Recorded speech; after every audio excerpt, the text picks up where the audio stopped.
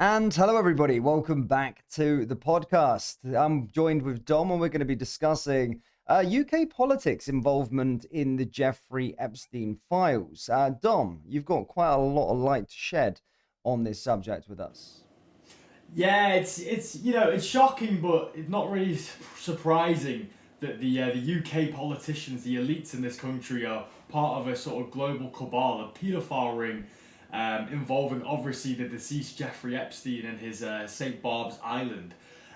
Tony Blair and Gordon Brown seem to be at the centre of this circle, as well as some other politicians from Well, various Peter spectrum. Mandelson and Prince Andrew, even more on him as Of well. course. Yeah, quite a lot going on. Yeah, it really seems to be a whole swath of these elite individuals connected to this paedophile ring.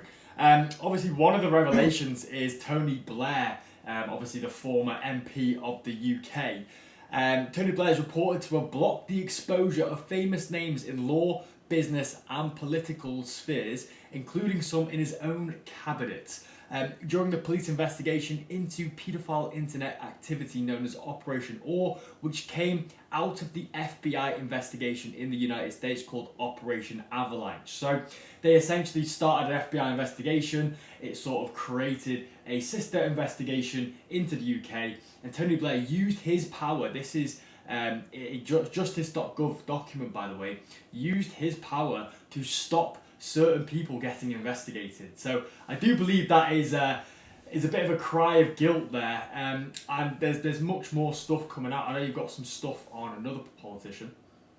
Well, on that same page there, I mean, we'll put the screenshot up for you on there. Guys, you can check this out if you want. It's like justice.gov. So it's there's a lot of misinformation going around with the files, but in terms of this actual screenshot, you can it's on the first page if you just go to justice.gov. They say Lord McAlpine denies involvement, paedophiles and Satsmas pervade the world of politics, royalty, banking, corporations, and media, and it is just as rife in the UK Labour and Liberal Democrat parties as it is in the Conservatives and among the Democrat and Republican elite in the United States. So, of course, Labour, of course, getting a name checked, and even in fact, they all are getting sort of name checked with regard to the political parties, so no one can kind of escape it. But why is there no more investigations into this? But this is just yet another thing with the Labour, again, getting sort of announced with covering paedophilia up in a way. We obviously know about the whole situation with the grooming gangs inside the United Kingdom, but now we've got a situation where it was rife in the UK Labour Party, according to these Epstein files.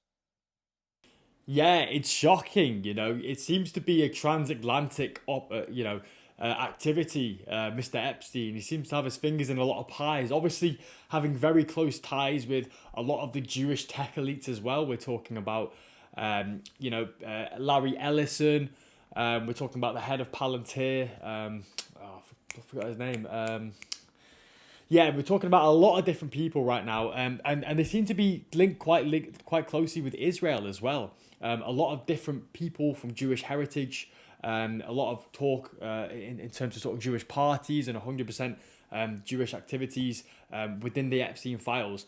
It all seems to be a big sort of massive network across both countries and obviously Israel as well.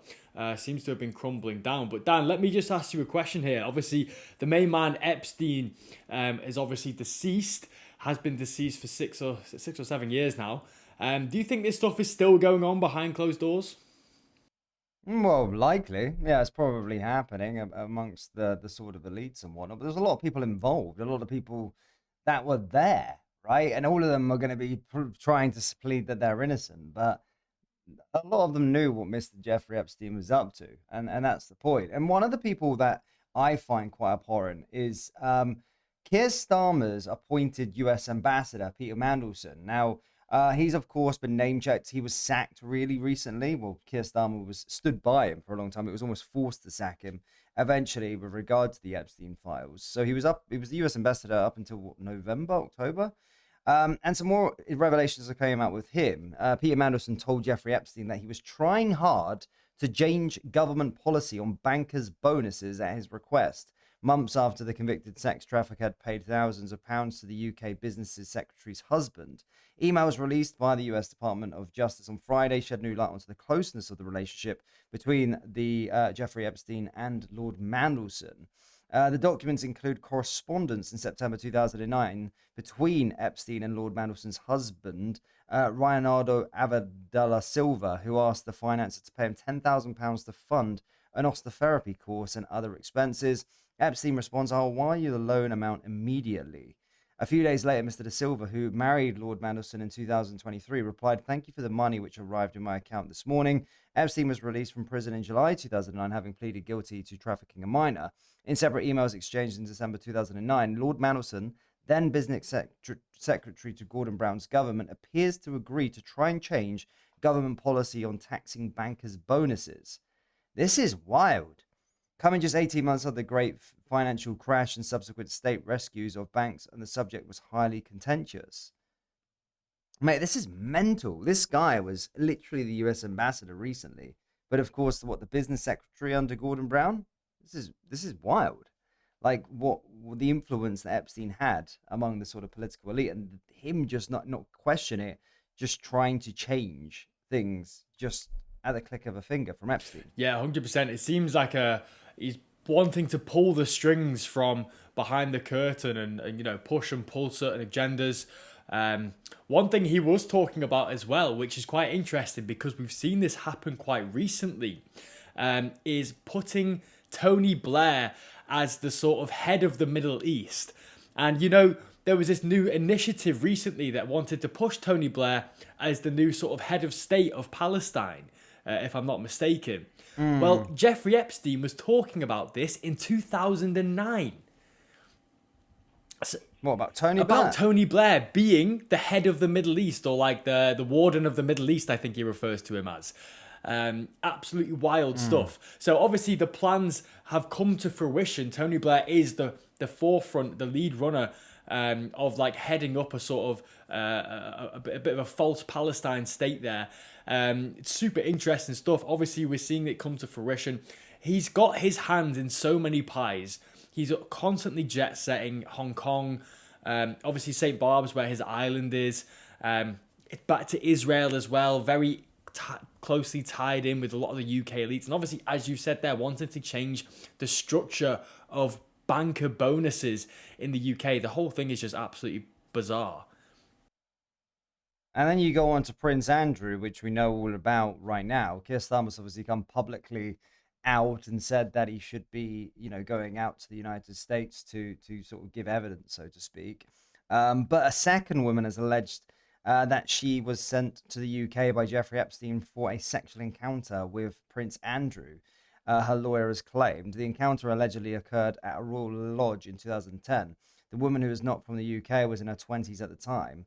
The woman's lawyer, Brad Edwards, from the US law firm Edward Henderson, said that after she spent the night with Andrew, the woman was given a tour of Buckingham Palace and some tea.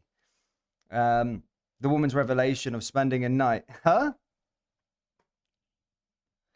I think so, yeah. Fucking wild.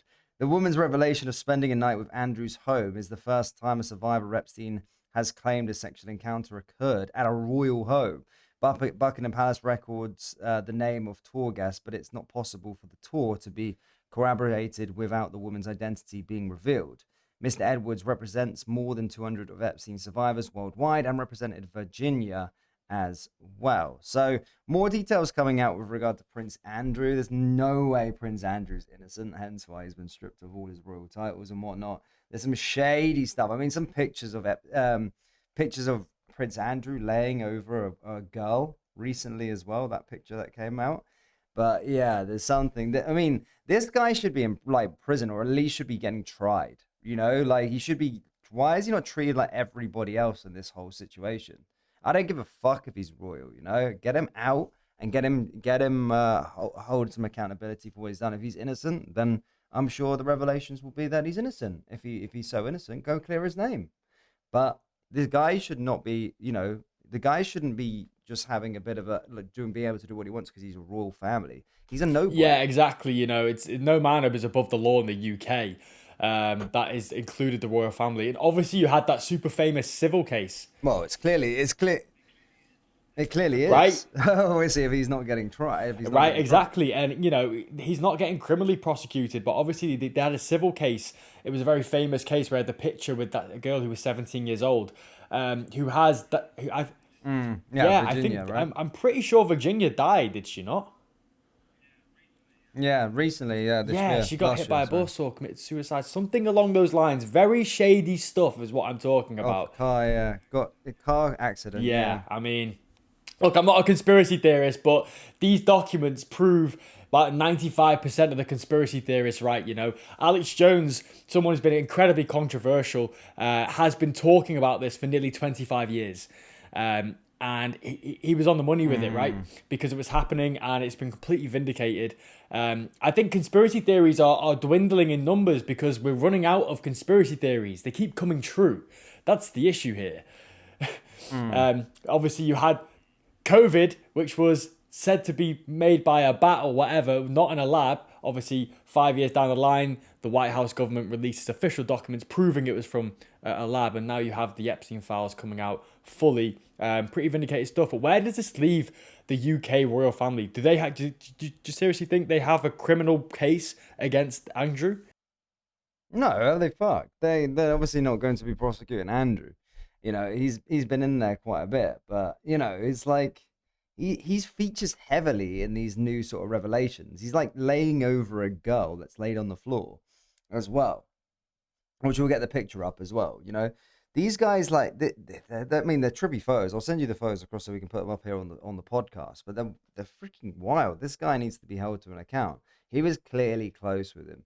He makes out he's like, oh, I had no relationship with him. They were very, very close. I mean, he was also in the emails as well. Andrew was sending him emails saying, oh yeah, come to Buckingham Palace for private time, private space inside Buckingham Palace. Oh no, alternatively, we could have dinner at Buckingham Palace, and I quote, lots of privacy. Like Andrew was saying that about Buckingham Palace, so he's obviously pulling the wool as well, right? 100%. He was definitely part of the cabal, and obviously, you know, I'm actually quite concerned for Prince Andrew. Doesn't Prince Andrew have a daughter that might be implicated in some of these? Well, who Again, knows? I that's mean, we not can't go confirmed. down a we can't go talking about stuff that's not out in the public domain as such, but Of um, course, but I would be worried for her. You know, just because of his history. yeah, definitely. Have you got any more on this one, or is that you? That's it for today, guys. If you've enjoyed this episode, please leave a thumbs up down below. It does help us out in the algorithm.